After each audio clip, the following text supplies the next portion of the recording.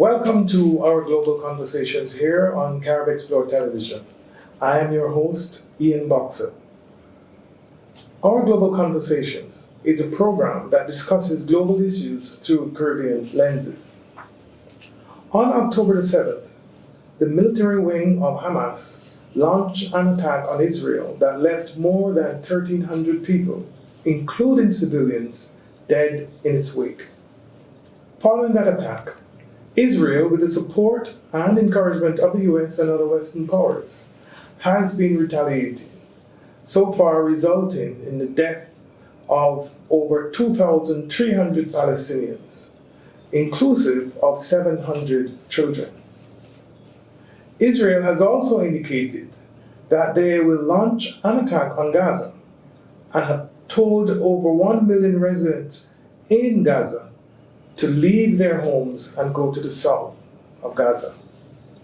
Gaza, which is a tiny strip of land considered to be among the most densely populated in the world. How did this conflict begin? What is the likely fallout from this conflict?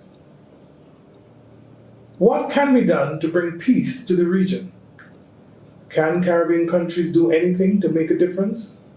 These and other issues will be the focus of today's discussion on our global conversations here on Carib Explore Television. To help me to discuss these issues are co-hosts Akeem Wade and Andrew McDaniel, both of whom are postgraduate students at the University of the West Indies. Later, we will be joined by an academic from Gaza and one here at the University of the West Indies in Jamaica.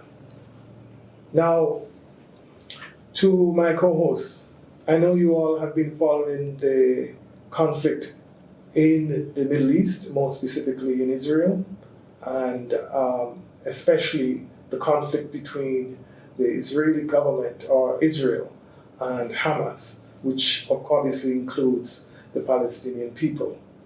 How do you view the conflict, especially through the eyes of someone coming from the Caribbean region?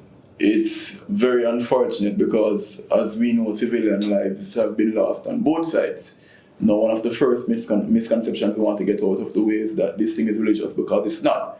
It's a dispute over land, mostly. It's a geopolitical conflict between the two groups. And what I find interesting that many persons are talking about is that colonialism tends to repeat itself in history with different settings and different characters that share similarities, right? Many persons have been sharing opinions on the matter in terms of the conflict and where it's stemming from, but we're not really talking about this conflict or what we're experiencing now in terms of the recent attacks being a conflict that has never ended from a society or a territory that has been segregated with colonialism. And with that, nobody is really speaking of the involvement of the British colonial empire at the time and the role they had to play in these two groups, going at each other's necks, right? And that's interesting because it's been framed now as if both groups are either religiously driven, which is incorrect, or both groups are simply attacking each other on the basis of land that has never been settled. And it's really a conflict that is based on double dealing by the British government, or more so playing both sides around the time of the first two major wars back in the early 1900s, right? So I think this conflict is one that's going to continue to escalate until a resolve is made that sees both the Palestinian Authority receive their fair share of land as they should have been given from the first British mandate, and also some concessions been given to the Jewish people or the Zionists who currently occupy what we know the majority of Israel, that occupies majority of the space, with the Gaza being marginalized and the West Bank being a little strip of land too as well, and them occupying the majority. So until that resolve is made where the land is evenly divided, and I don't mean the jigsaw borders drawn at the first UN resolution, I mean evenly divided where the borders are clear and the people have outlined settlements, until then this conflict is going to continue to escalate. I think it's very important that you made the distinction between a conflict over religion and a conflict over land. I would also like to make another distinction between Hamas and the Palestinian people, because you're very correct. I have been following this very closely, and doing so, I've often seen times where people conflate Palestine with Hamas, and so if you have support for Palestine, that can also be interpreted as anti-Semitic, which goes back to your point of this conflict not being related to religion. So therefore, saying that you support the Palestinian effort to have autonomy and have their own sovereignty, it does not mean that you are anti-Semitic. As it relates to the version of events that unfolded last weekend, I think it's just devastating. It's absolutely devastating.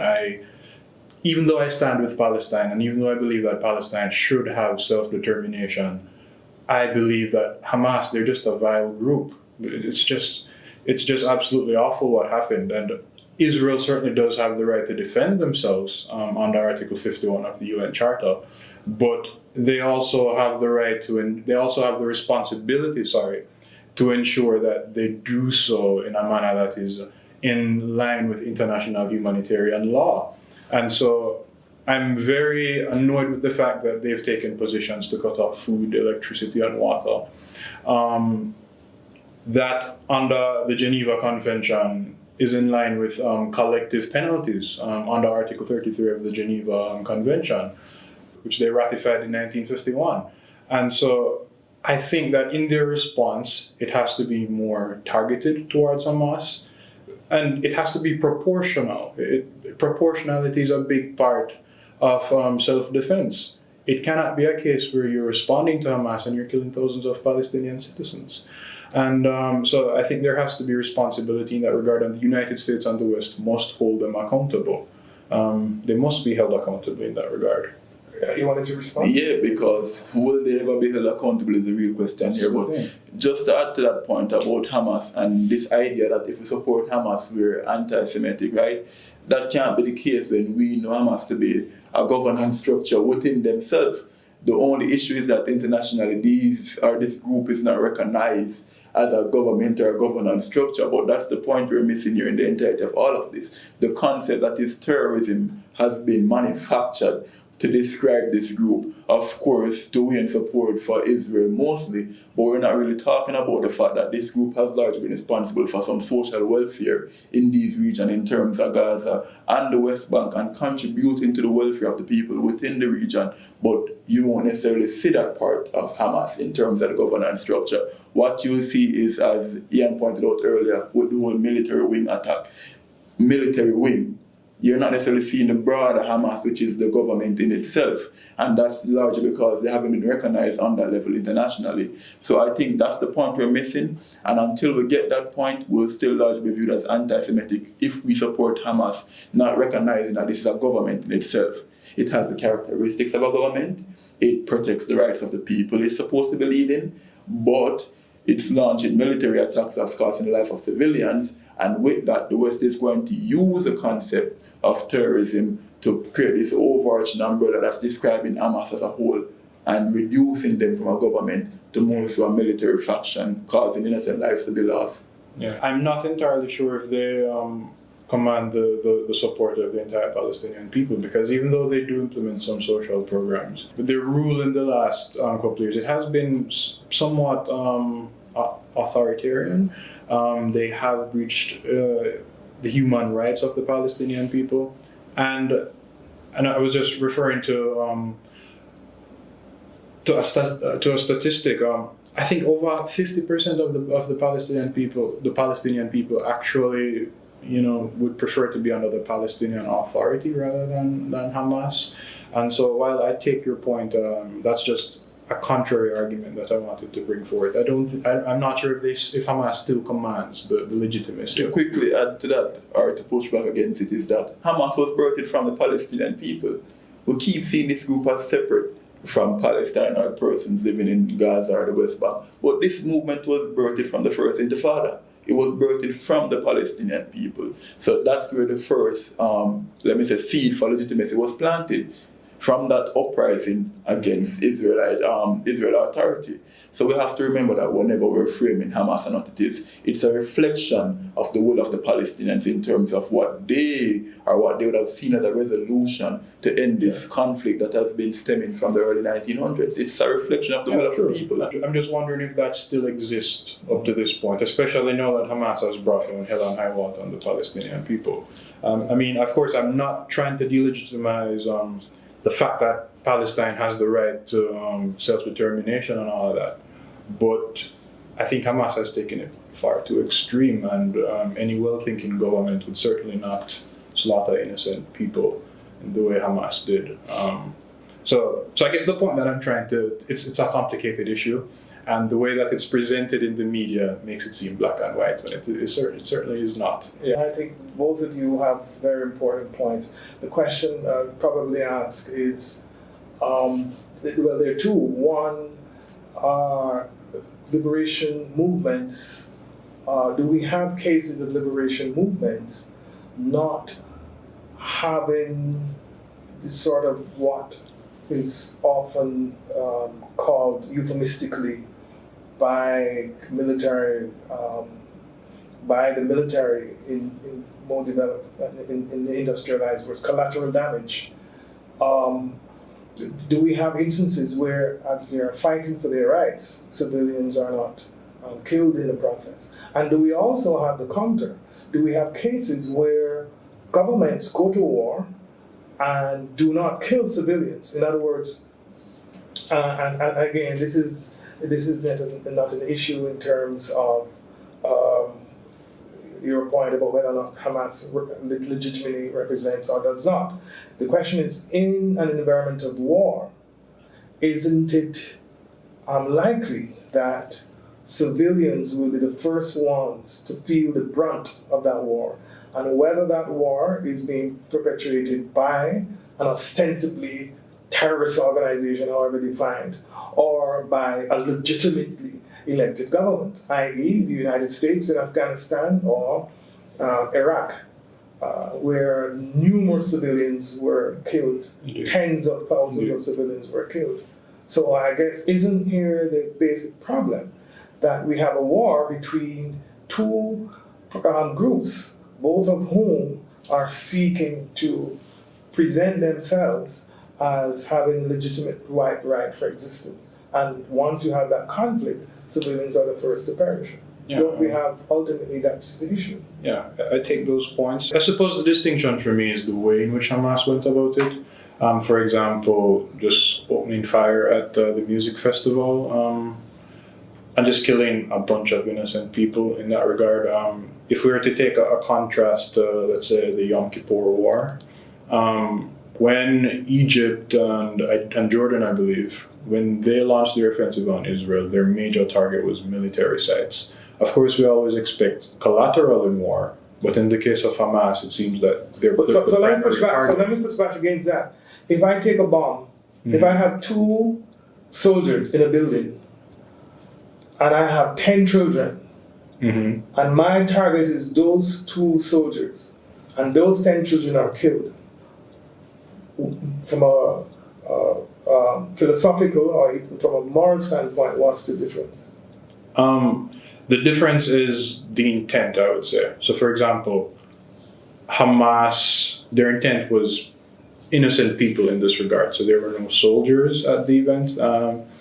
If you were to go after military personnel and then there's collateral death. Of course, the collateral death is awful. Any death is awful. But if it goes on to the intent, I would say. So, for example, when Hamas breached the border into Israel, it seemed like their intent was only innocent civilians. Okay, so you use a very important point here, which is intent. And this is a part of the issue that Andrea, I think, is pointing to, that in any asymmetrical war, what will happen is that those who have the capability will always have the ability to appear to be seeking a higher ground than those who don't. Yeah, of course. And again, it is in neither case to justify that the killing of civilians is correct, because I do not think any of us here could sit and justify the killing of any innocent civilian from any side, on any basis at all. That can never be. But looking at the way in which war is conducted, we know that one of the outcomes of this is that there are some unspeakable killings of people, which should never have taken place in the first instance.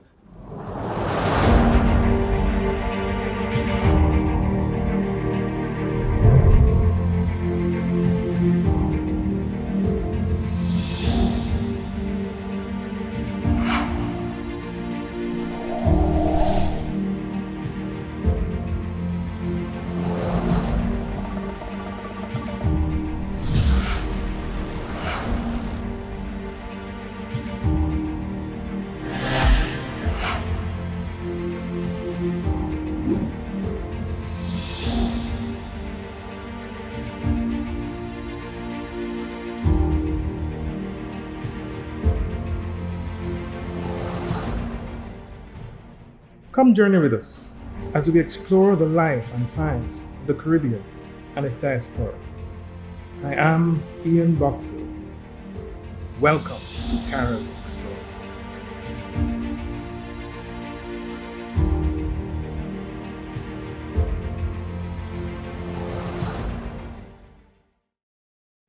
Welcome back to our conversations here on Carib Explorer Television. We're joined now by Mahir Issa, who is the Director General of Civitas Institute in Gaza. Welcome, Mahir. How are you doing? Fine, thanks a lot for this conversation.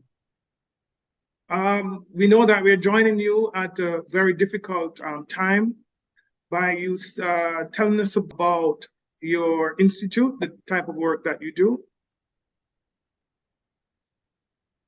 Okay, Civitas Institute has been established in December 2001. We are operating since 22 years. We are operating in Palestine at the national level, as well as at the Mediterranean level, since we have partners from Sweden, United States, non-governmental organizations, along with other partners from Austria, Turkey, Tunisia, Egypt, Jordan. So we are operating in North and South Mediterranean through the Civitas Academy program, which is a school for leadership and democracy, paving the way for mutual understanding and liaison between youth and the new generation between across the Mediterranean and the both sea shores. In Palestine, we are working for consolidated democracy, where we have two programs. One is good governance, the other is social cohesion. We believe that social cohesion and consolidated democracy could not be achieved without good intentions from the duty bearers and the authorities, as well as well-informed act and mobilize themselves, organize themselves to defend and claim their rights. So in general, we are doing community awareness, organizing, mobilization, advocacy, and too much policy dialogue with the authorities, not as an elite organization, rather than a grassroots organization, pushing for finding common grounds between the authorities and the citizen in order to achieve good governance together and fulfill the requirements of participatory democracy. This is at the level of Palestine. The same thing we are doing at the Mediterranean level, plus or minus, but based on the different of the context, diversities, and the country constraint in each country of the Mediterranean. Okay, so Mahir, thank you very much for that. We know that now that your institute has been doing quite a bit of heroic work among Palestinians and trying to bridge the divide between Palestinians, Israelis, and other persons. Can you talk a bit about the situation in Gaza at the moment? That's where you're located. So give us an idea of what is happening. What are your experiences thus far, given the situation on the ground in Gaza? Actually, we have been occupied by the Israeli forces, supported by the previous colonialist forces. I'm talking about Eastern Europe and United States.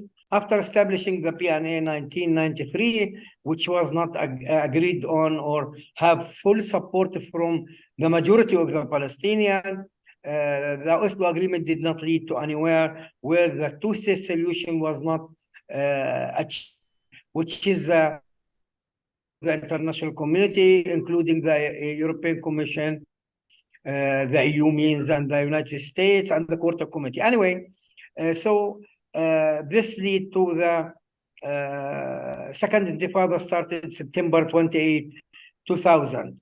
And since then, more than 21 years, we are in a repeatedly fight between the Israelis and Palestinians, raising and grow up of the right wings inside Israel. Mostly they are settlers. So this government belongs to the settler more than the secular branch or those who labor movement who build or establish Israel as a state, independent state, close to the European and the Western, let's say, democracy.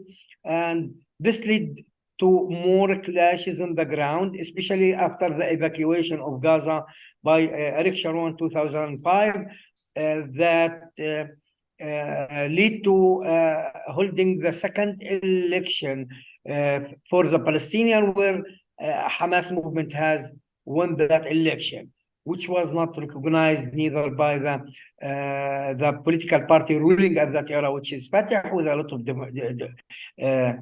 difficulties against the government to overcome, supported by dictatorship and other regimes in the region, including the international community. And then Gaza Strip has been declared by the Israelis as an enemy entity, which lead to a blockade against Gaza. This blockade caused more than 3,000 deaths of the people, shortage of the medicine, water supplies, or drinking water, fuel for many, many years. You can imagine that most of the resistant guys who has the clashes with the Israelis at these moments have been brought under the blockade. Now they are teenagers, 20, 25 maximum, and they are fighting the Israelis due to their, they fed up, simply they fed up. And mobility, travel outside of Gaza, the free access to land, skyrockets from everywhere, attacks. You can imagine that we received 5 wars in the last 7 years. I'm talking about wide war, not talking about just only a clashes for 1 or 2 days. And this is the most serious one, where the situation now is very, very grave and critical. I'm talking with you, I'm bumping everywhere. I don't know whether I can continue this interview or not. Yesterday, one journalist has been attacked. They are living in Jabalia, in a neighborhood. 44 has been killed from the family while he is presenting his video to the world and sending a message, because missile attack everywhere in Gaza. You can see that each 3 or 4 buildings, there is one building has been destroyed in certain neighborhoods. I'm talking about, I'm living now in the most richest neighborhood, maybe in the Middle East. It's called Rimal. Where is the president office in Gaza here? It's just 200 meters far away from my office. You can imagine that behind his home, which has been damaged also, there are more than 10 buildings has been destroyed without any alarm, without calling them, and many people had been killed under the rappels. Right now, we did not remove the rappels. No one knows how many people are dead under these rappels and ruins of these buildings and homes. This is situation in general. Since approximately 1 week, last Saturday, we have no fuel, no water to drink or to have a bath, no water, no food, no breads, and simply I have been forced to in a tour to stand by a bakery for more than 1 hour to get some breads for the IDBs here in the office in the building, where we turn it into a shelter, providing them with relief, safety, and security. Beside also another shelter which belong to the Orthodox Arab Culture Center, which is more safe, and they receive, it's a big building with a garden. They receive more than 1,000 people there. I only in my building 49 people, children and women, in the 4 floors of the building. This is a situation right now, a grave humanitarian need. People looking for their safety. They are moving everywhere. No one can guess what will be in the next moment, whether he is going to stay alive or not. This is a crazy war led by the Israeli aggression against Gaza. And Hamas, it seems, or the Palestinian resistance headed by Hamas, have been preparing themselves for this battle, where they attack the Israeli in the settlements surrounding Gaza, who are conducting all the time the siege against Gaza. People fed up here in Gaza, and I think this cycle of violence will not come to its end soon, because if it comes to it stop or end soon or shortly at least, I think this is only will be one battle in the round of violence and war, because there is no just and last solution for this conflict and cycle of violence between the two sides. I think non-violence should continue, but each human being in this holy land must receive his or her deserved self-actualization and rights. This is my perception for the strategic solution. Otherwise, we will continue in this violence, and I don't guarantee that it will not be expanded towards Lebanon, maybe Iraq, Egypt, Jordan, Saudi Arabia, Syria. No one knows. And Europe, United States will find itself in the midst of this violent cycle, because they are in an ugly way supporting the Israeli behavior and this government, radical government of the Israeli settler movement. Okay, so Mahir, so tell me, the persons in northern part of Gaza have been asked to go to the south. What do you think is the end game there? Because the argument is that Hamas is in the north, but obviously they are mobile. So, what do you think will be achieved by forcing people into an even smaller space into the southern part of Gaza? I don't think that our resistance maintain us as a human shields, rather than we have no place to go. Where can we go? The borders towards Egypt is very close.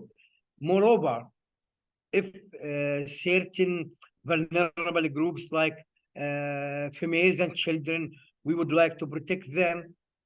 The families here are so connected to each other. So no one prefer to die alone. They prefer to die together, collectively. We are all the time, we believe in the collective salvation, not individual salvation. So my point is, there is no place to go. This is one point. Second, people prefer to die with each other rather than leaving and looking for individual solution. The third, which is very important, and everyone assuring this fact, there will never be another Nakba. Nakba, when we lost our homes, our grandfathers and parents left their homes in the historical Palestine in 1948, when Israel has been established, and no one supported the establishment of the other independent state called Palestine due to the decision of the United Nations General Assembly 188 in 1947 of dividing Palestine into two-state solution. So no one believed that if we escape towards Egypt or everywhere, that we are going to be back here to this land. So people will never create this tragedy again or make it happen again. Thank you so much, Maher. I think you've given us quite a bit to think about and to speak more about. My final question to you is, if, as you indicate, that the problems that are currently faced are intractable, and there is the possibility of a larger regional conflict, how is that going to play out, given the fact that the United States has 2 aircraft carriers in the region, and Britain has also sent support to the United States to prevent such a larger regional conflict? Could it be that a potentially developing regional conflict could become a global conflict in that context? Here in the Middle East, we have, let's say, a fanatic or extremist country, which is the axis of the resistance. I'm talking headed by Iran. By the way, they are Shia, and we as Palestinians are Sunnah, Muslim Sunnah, including most of the Syrian, most of the Lebanese, or 50 Lebanese, Egypt, Jordan, Saudi Arabia, and most of the Yemen. So, despite this, when Hamas and other resistant groups find only Iran, which is a Shia country, supporting our efforts towards achieving our rights here in Palestine, compared to other Sunni who are moderate countries and agree of the, let's say, peaceful pillar established or launched by the Saudi Arabia in Lebanon 2003, which is the Arab Initiative for Peace. And Israel did not recognize it, by the way. Anyway, so if this will happen, you will find that sooner or later, the moderate countries will join, especially their people now, they will join this war. So all the Middle East will burn up surrounding Israel. I'm talking about Syria. Currently, there is clashes between them. Lebanon, already they have clashes. Gaza, West Bank, Jordan will join. Egypt, no one guaranteed that. Despite of the Camp David agreement, no one guaranteed there will be movement, more massacre. Iran will continue despite all of the American and their ships here in the eastern of the Mediterranean. Finally, there will be a start of the third global war. There will be, there is no wise voices looking for or learning from historical tragedies towards achieving just and love peace for all this universe, for all the humanity. Otherwise, we will have this global third war headed by the, let's say, leaders of the Western countries who are just supporting Israel for electoral purposes and supporting their political parties in the next election. We know the politics game very well. What's going on in the United States, with France, Europe. If you can imagine or see, or if you count them, you will find the 5 colonialist countries still supporting Israel. I'm talking about United States, UK, who else? France, Germany, fully occupied by the tragedies and histories of the Holocaust, despite our generation is not guilty. Hitler gone to the wind, gone to the hell. We are not guilty. We are not responsible about the tragedy of the Israelis. We support and provide sympathy with each civilian had been hurted in this war, the upcoming war, the previous war, the World War, first, second, and their history. We are not guilty and we provide sympathy, but we have to go on. So wise voices should collaborate with each other in order to put an end for the interventions or interfere of the people who or leadership who are thinking about their chairs, their power, and supporting their parties on the expense of the blood of the innocent victims and non-violent. Thank you so much, Mahir Issa, for your comments and for being on this program today. That's a hopeful note on which to end. We hope, as you said, wise voices will come to the fore and try to find some resolution to this conflict, but to find the resolution in a manner that is consistent with the exercise of justice to the Palestinians and, of course, recognition of Israel and others.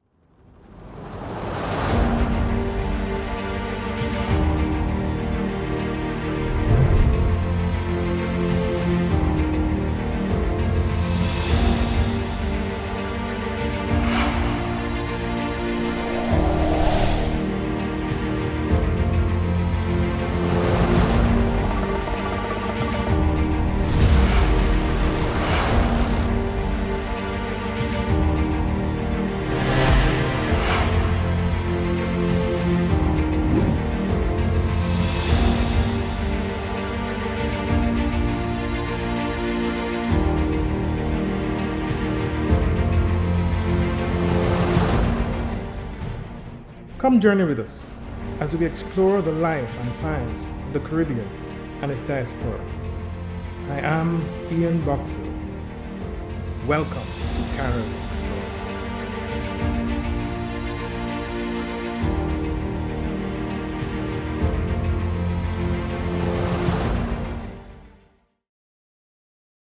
Welcome back to our global conversations. Today we are discussing the Israeli-Palestinian conflict, and our special guest for this program is Dr. Holger Henke, who is currently the director of the Sir Arthur Lewis Institute of Social and Economic Studies at the University of the West Indies, Mona, Jamaica. Welcome, Holger. Thank you.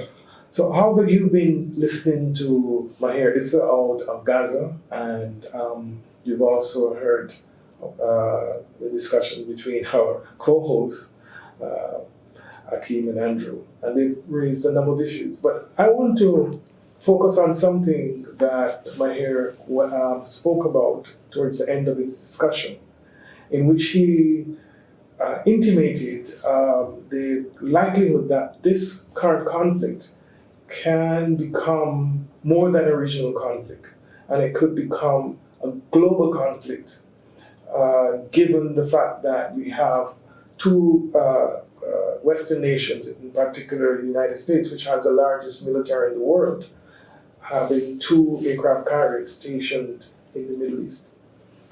What is your take on his comment in that respect? Mm-hmm. Yes, thank you.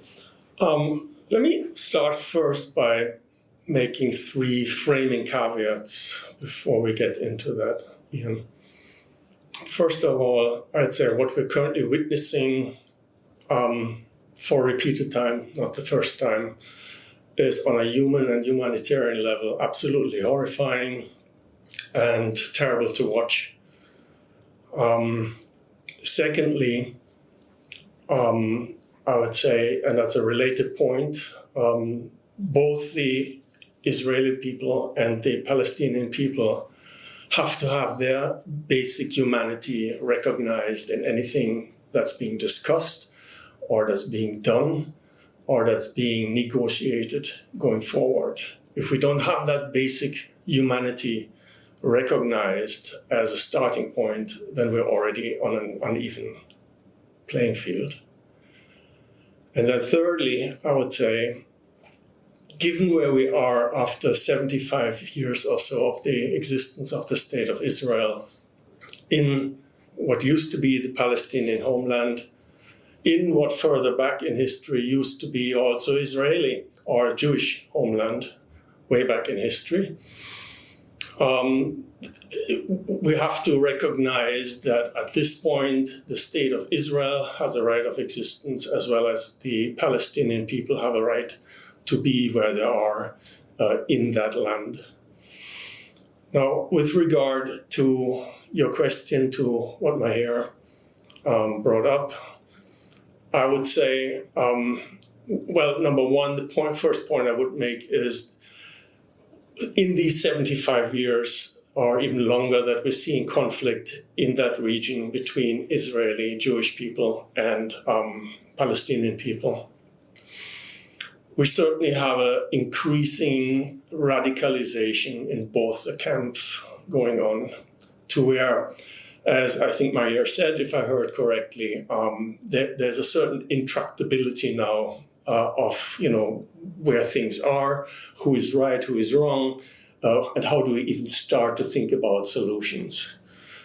Is there a danger of it to escalate? Yes, quite probably so. On the other hand, I would say, and it's maybe a sarcastic point to make, people have gotten used to this region being in conflict, having armed conflicts or terroristic events on a regular basis. I would be hard pressed to recount all the wars and intifadas and incursions, to name them. But I think more importantly, with the eyes of the world on this situation now, there is also an opportunity perhaps to work towards a solution. Solutions that have been discussed for a while, solutions that have also been or have started to become part of negotiations between Palestinians and Israelis, but unfortunately haven't gotten to the point where they're matured into a more lasting, and as the previous panel was saying, into a solution that would then allow at least a modicum of coexistence between the two people. So let me be devil's advocate here. You mentioned of the 3 points that the need to have the coexistence of the Palestinians and Israelis. But we all know from the history of that region that what we now call Israel was formerly occupied by Palestinians and other groups, Christians, Jews, etc. And subsequent to the defeat of the Ottoman Empire, the British allocated the land to the Zionists after there was some controversy about the land which was offered to them in East Africa. To put it a different way, the land that is now occupied by Israel was not the first piece of real estate that was offered to the Jews. They were first offered land in East Africa, and many Jews rejected it because, as you pointed out, that part of the world historically has been connected to Israel, and therefore there is a connection running for quite a long while between Israelis or the current Jewish state and that part of the Middle East. So what if someone says that given the fact that this land was taken away from the Palestinians, that it would be a virtual impossibility to have the Palestinians settled there, because it would mean Israel would have to give up a substantial part of what they currently occupy. And it is unlikely, given what has happened thus far, that this will happen. Yeah, certainly the state of Israel was born out of, if you will, an original sin of not involving the Palestinians who were there and lived there in the majority, were owning the land in the majority. At the time, we're talking about really end of the First World War, the interwar period, and then towards 1948, when the British rather hastily excused themselves from further being involved and trying to create some sort of orderly solution in the area.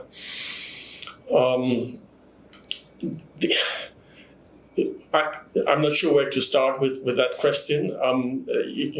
Given that you have that situation, you have people who had lived there for a long time, rightfully, and then now being confronted with a new population coming in after the Second World War, even prior and during Second World War, to settle there, and then the solution sort of being thrust upon them without being consulted or being part of any kind of consultation.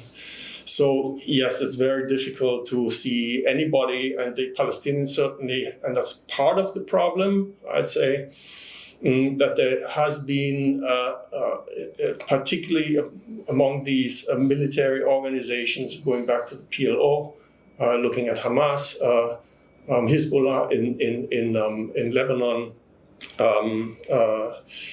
there has been an all or nothing approach has been taken, that all the Jewish people who came in have to leave, and anything short of that or below that is not negotiable. And a lot of these two-state solutions that have been discussed and have been actually made it into some forums, but they never really took off. That's where it stalled. So the question of who is getting what, under what circumstances, is certainly at the center of what would be long negotiations. But I don't believe that there's another alternative in the long run, unless, as was said earlier, conflict will continue, as it were in the last 70, 80, 90 years. And quite possibly further escalate, because we have seen that radicalization over the time. So it's very difficult. I do not pretend to have a solution for this. This is certainly at the heart, that and the water question, because that's also important, because we have a very arid land also when we're talking about land. And if you want to make that land fertile and sustain populations, growing populations as they are, that is another important question to be settled.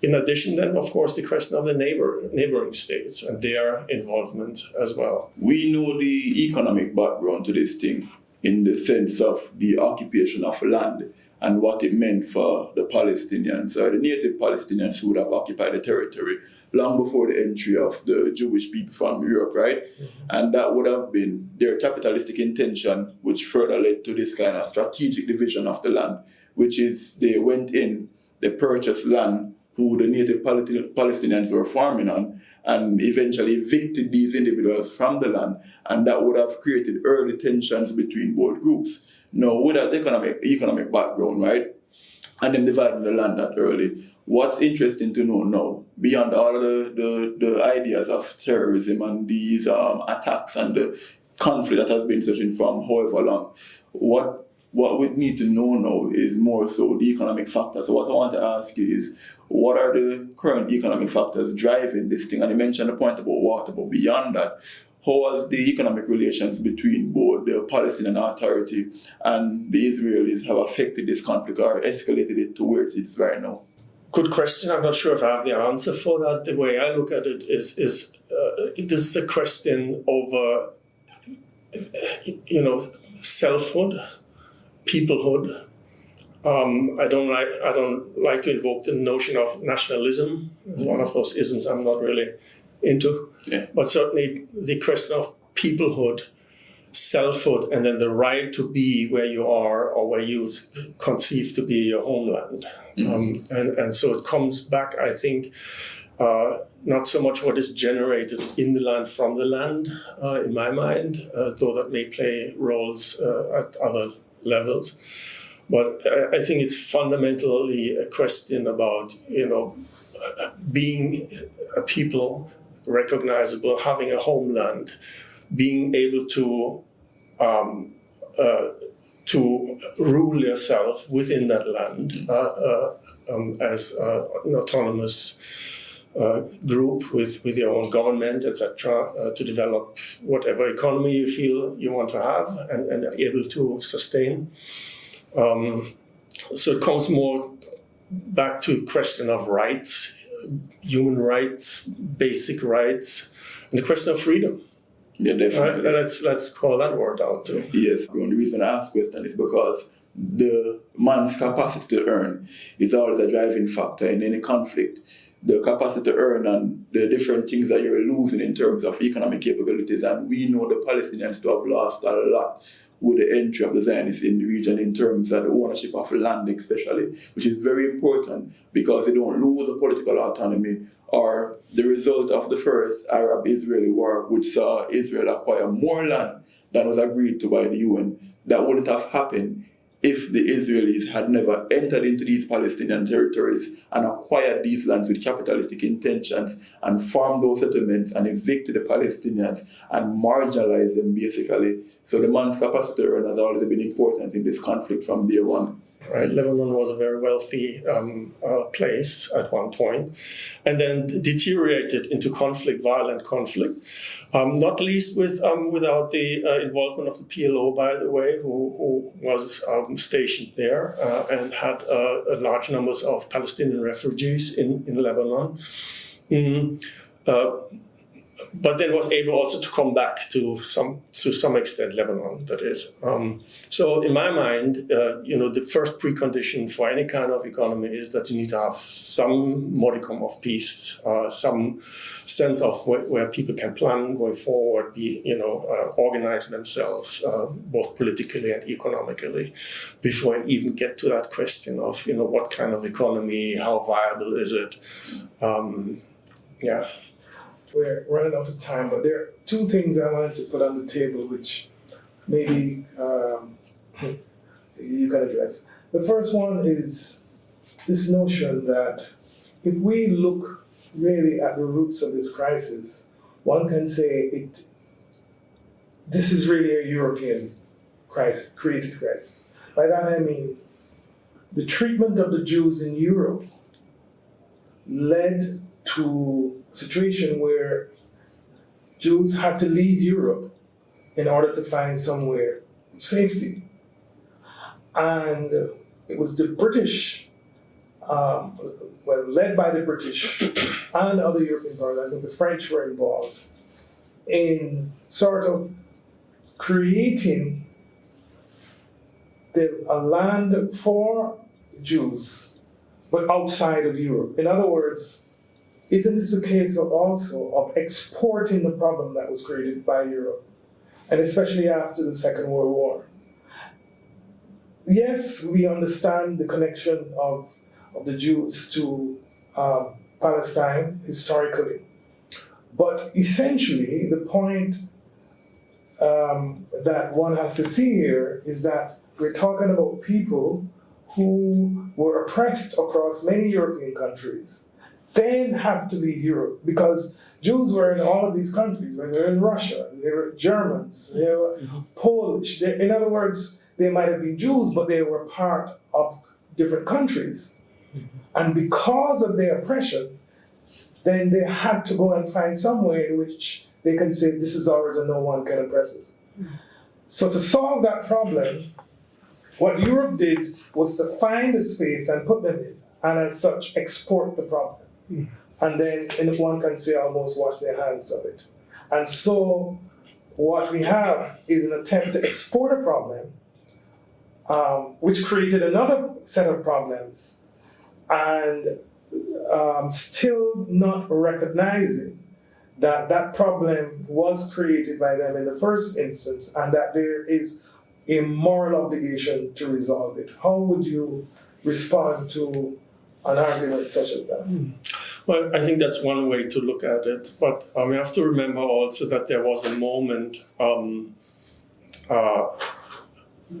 where actually those Jewish populations who wanted to leave Europe, and as I'm saying that, I'm adding that a lot of them did not necessarily want to leave. They saw themselves, as you rightly hinted at, as part of the countries that they had been living for generations, and they did not have the intention, maybe if I take out Germany after the Second World War, but other European countries, they had no intention to leave or go to a new founded state of Israel in the Middle East.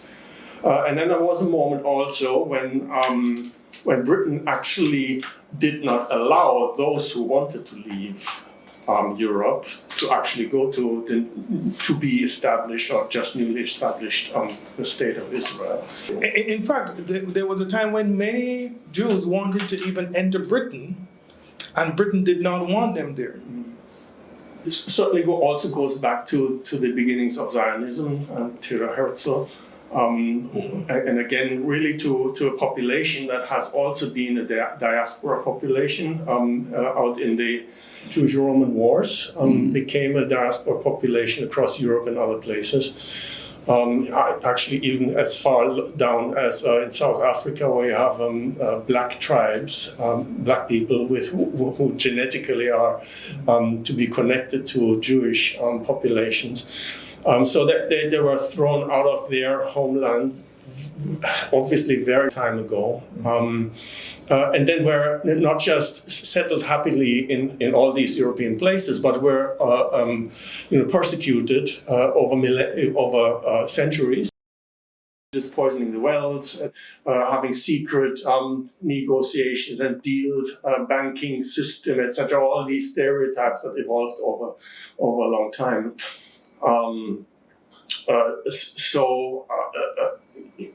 Some wanted to leave, others still felt themselves being part of these places that they have been for generations. But essentially, the argument is that the Jewish question would not have been a question, quote unquote, in the way it is today, had Europe taken a position to resolve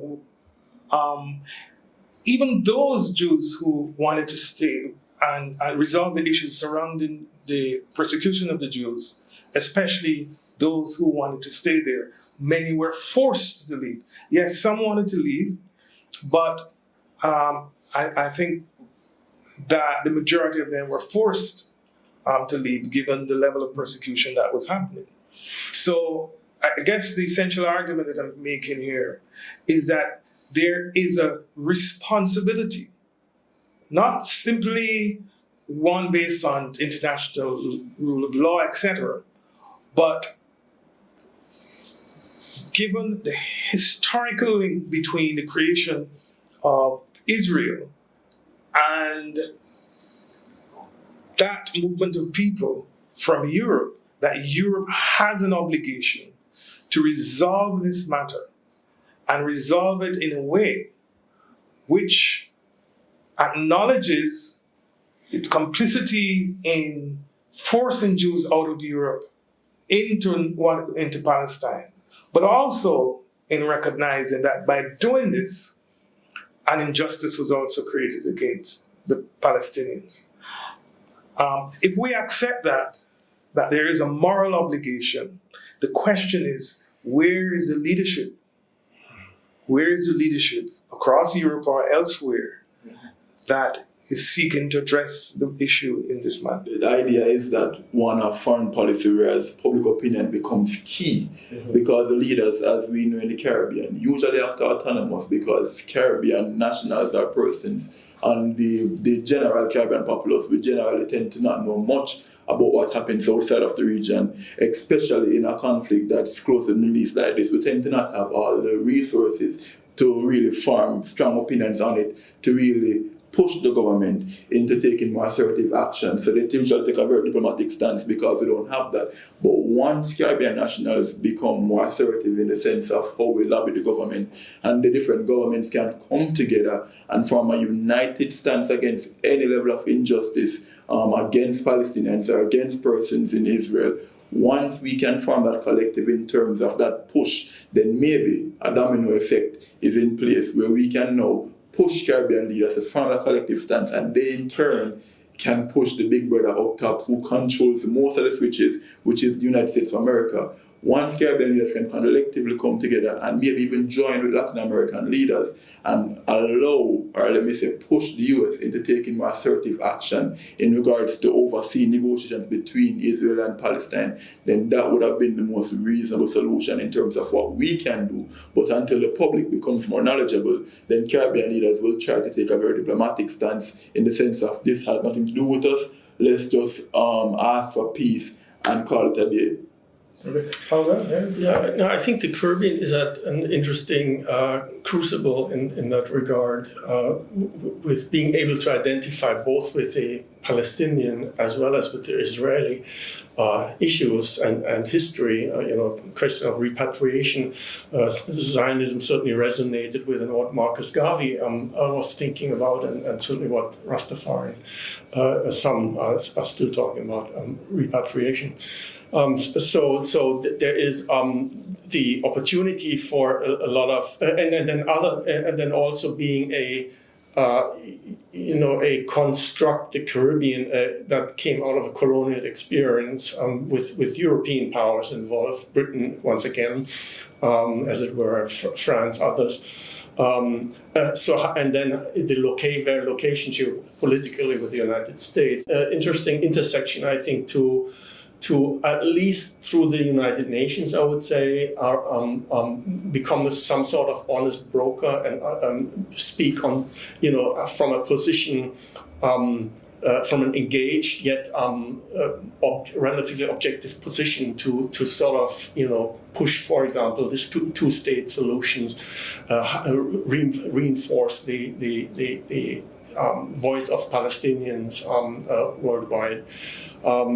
I don't know if outside of the United Nations, let's say CARICOM or OAS or those forums, if they would have sufficient momentum to push those. We said earlier the Europeans ought to be involved in this. Certainly, the United States would be involved in that, historically being very connected to Israel, and then. African countries, regional countries. So there are good relations, good points of establishing connectivities. I think for the Caribbean, there's an opportunity in that regard, I think. All right. Well, thank you, Holger, very much for your knowledge in this area and for sharing your thoughts with us. We'll be right back with final words and especially your takeaways with our co-host.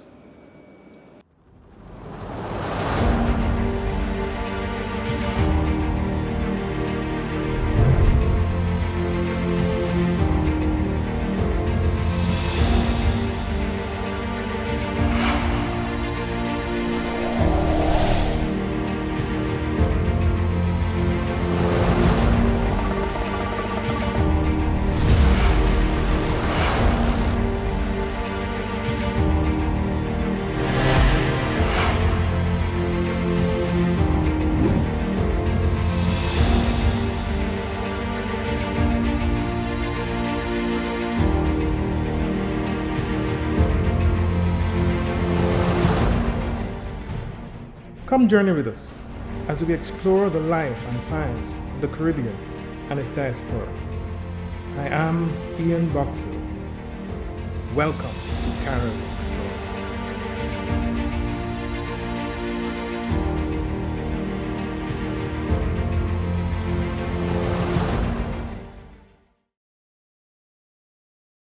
Welcome back to our global conversations, and I'm joined by co-host Akeem and of course Andrew. Very interesting discussion with Dr. Henke, and we also had a very interesting one with Mahir Issa. And out of the discussions, quite a few things have arisen. But I didn't get Akim's comment on the question I asked Holger, and that question has to do with what can we in the Caribbean do to intervene in some way to assist with the resolution of this conflict, if anything at all. You know what I always find very interesting? Whenever there is a global conflict or a global issue of significant proportions, and Andrew Holness, the Prime Minister of Jamaica, of course, when he makes a comment, it's almost like clockwork. When you check the social media comments, people are always saying, stay out of big people fight and that sort of thing. I think as citizens in the Caribbean, we underestimate the impact that we have on the international stage, especially as a regional bloc.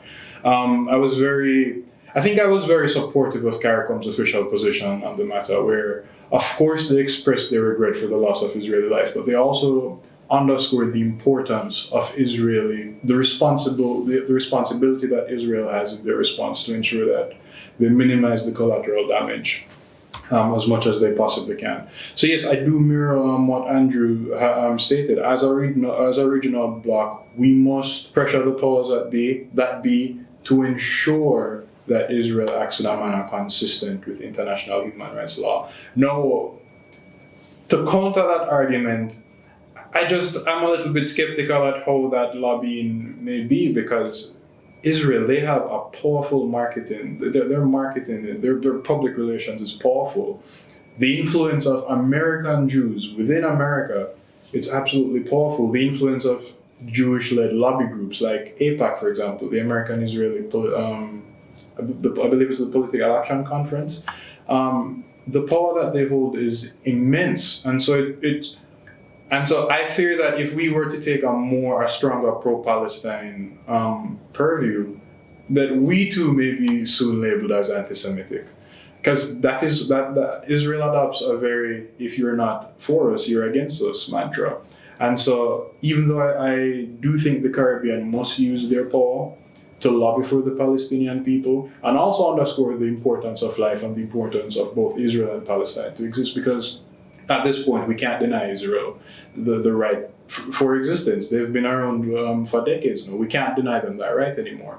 So we must underscore the right to life and the right for Palestine to exist in conjunction to Israel. How successful that lobbying will be remains to be seen, but it's something that we must adopt nonetheless. I think it might be incumbent upon us to recognize that just as the Palestinians are not a homogeneous group, Israel is also not a homogeneous group, exactly, and that there are many Israelis who have significant differences, even with the actions of the current government. Mm-hmm. We may not hear these voices because very often some voices are muted. And so I think we also have to be careful in painting all Israelis with the same brush. There are many differences within that population, and certainly there are different views about how to handle the Palestinian issue.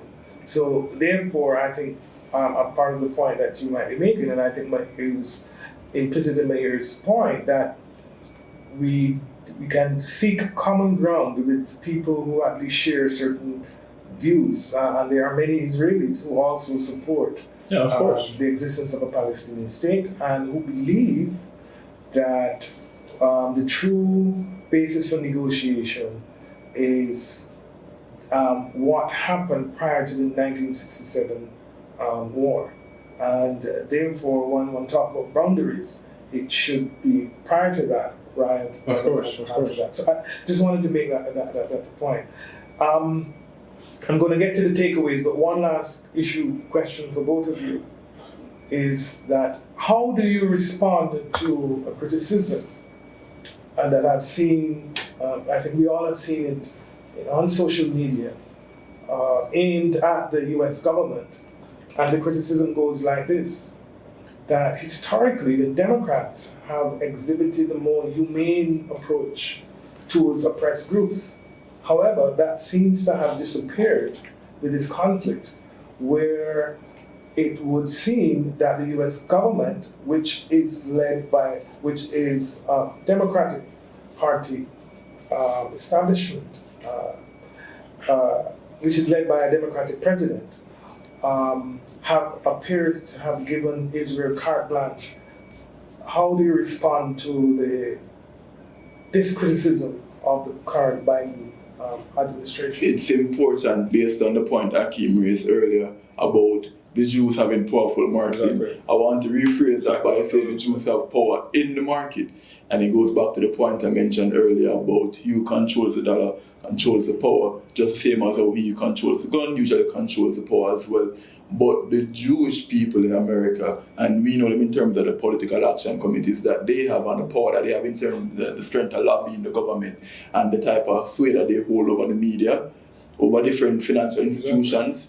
The stance of America, in any sense, partisan, Republican or Democratic, should be expected at this point in terms of the power that they hold. And in the past, and I don't think it's a coincidence that both sides have economic distinction in terms of Israel being the more capitalistic of the two, and you see the Palestinian Authority taking a more social welfare stance. I don't think that's a coincidence in terms of which side the Americans lean towards more, because Israel, as we know, have a more capitalistic stance in terms of how to order the economy. Now, the whole notion of left and right economics is one of the Cold War era. It's more so a matter of large governments now and small governments. The Americans are unclear, or the American government is unclear as to the intent of the Palestinian Authority in how to organize the economy. And we have to put that in the context of the Middle East and the resources present there, and the American interest in the resources present in the Middle East and that shelf of Africa right there. We have to put it in that context, because if you have a group supporting a larger government and a government playing a larger role in the economy, then would the American government want that? And no matter which political side in 2023, the American government never wants a large government where they have key resources that they depend on or they have interest in. So I think it's quite an expected stance. I think it's something that's going to happen now whenever it is that we have distinctions between a capitalistic movement, which is the Israel Authority, and one that's centered around social welfare. Because I mentioned the point earlier, Hamas has been driving a lot of social welfare programs within Gaza, and a few others have been launched by Palestinian Authority within West Bank. And how impactful is that on the Americans when they support somebody that's, more are preferring free market economics, which is Israel. So we have to consider that whenever we look at the power of Jewish people in America and American interest in the Middle East and how they support persons who prefer free market economy more so than large governments. And I want to add by saying that the buzzwords that we tend to throw around during the Cold War era, it was communism, which was the enemy. And that has sort of been shaped and warped into terrorism, which I think for them holds the same meaning in some regards. Okay.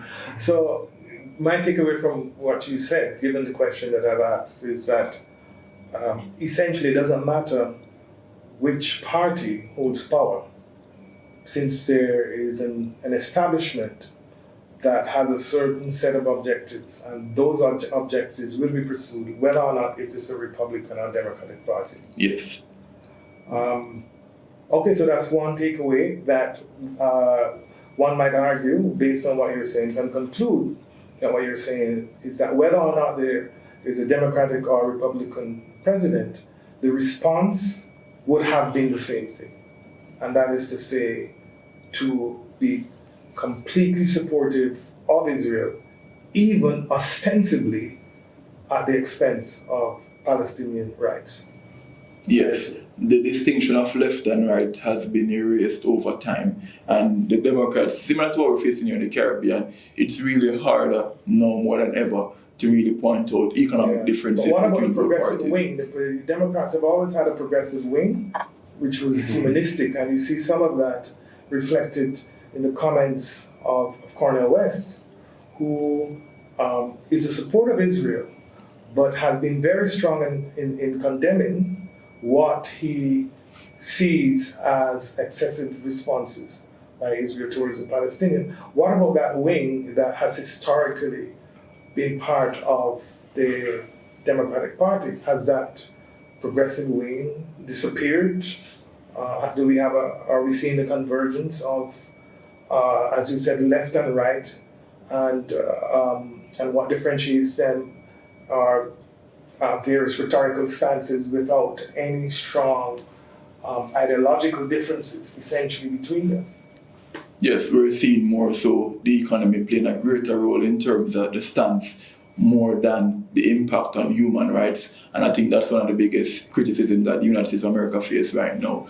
They're, let me say, placing or they're prioritizing of economic interests more than they do for human rights, and the hypocrisy in terms of identifying human rights issues where they have more economic interests and aligning more so to those sides. So I think that's the biggest issue they're facing right now, the government, is that more so than calling out these, let me say, human rights violations, more so than calling them out, they're focusing on what are the economic interests that we have and which stands protect these interests in terms of our relationship with the Jewish people domestically and our relationship with the Jewish people in Israel. And that is what I believe is the driving factor behind their stance. So regardless of who was in power in terms of the presidential or who is the president of the United States of America, Democrat or Republican, I believe the stance would have been the same.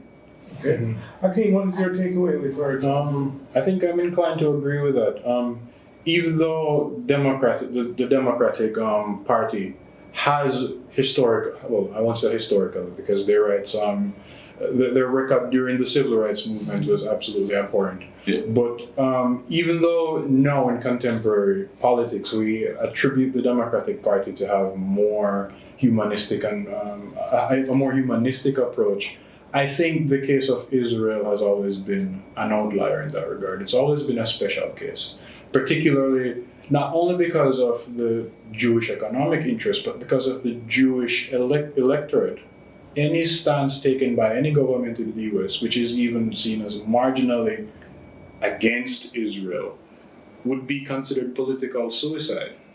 And so I do agree to some extent that Biden has given Israel carte blanche. I remember earlier in the week when Joe Biden had a talk with Netanyahu, it came out that he did not emphasize the importance of restraint. And I found that so shocking. I found that absolutely shocking. So the power that Jews hold in Israel and in the United States, I think it prevents the United States from taking any stronger actions because it would be political suicide, especially in an upcoming election next year. The Republicans would absolutely have a field day with it. And I think this is also compounded by the fact that Israel is a natural check to the influence of Iran in the Middle East, which is, I'd say, one of the strongest enemies of the United States. You certainly don't want to do anything that would annoy one of your strongest allies against Iran, and Iran, which is clamoring for nuclear weapons. And not only Iran, but other forces like Hezbollah. So I believe these issues, perhaps I shouldn't say issues, I believe these facts are the main reason that the United States has traditionally taken an approach that is not as strong towards Israel. Okay. Well, thank both of you very much. Just to say, my takeaway from all of this is that it is quite clear that we're dealing with a very complex issue, but that unless we resolve the injustices against the Palestinians and unless the global powers that exert considerable influence in Israel and those that also influence on the Palestinians themselves, unless these two groups get together, obviously with the Palestinians, to discuss and to find a way out, we will have another cycle of violence continuously, and until this matter has found some level of resolution. So I want to thank you all for joining us today on our global conversations. Join us again for our next program. Please be sure to like us on Facebook and also on Instagram. Follow us on all of our social media, and make sure that you go to our website and leave a comment. Thank you all, and we look forward to another Global Conversations next week.